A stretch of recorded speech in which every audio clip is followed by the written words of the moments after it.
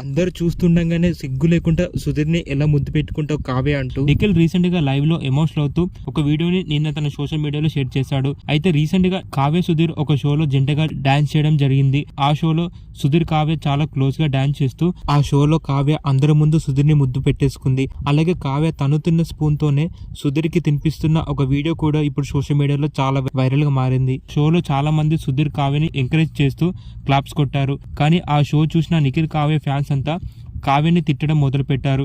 ఎందుకంటే నిఖిల్ చాలా సంవత్సరాలుగా కావ్యని ప్రేమిస్తున్నాడని మనందరికి తెలిసిందే. కావ్య ఇంత సడన్ గా సుధీర్ తో క్లోజ్ గా మూవ్ అవడం ఏంటి, అలాగే కావ్య సుధీర్ని లైవ్ లో అందరి ముందు ముద్దు పెట్టుకోవడం ఏంటి అంటూ కావ్యపై నెగిటివ్ కామెంట్స్ పెట్టడం స్టార్ట్ చేశారు ఫ్యాన్స్.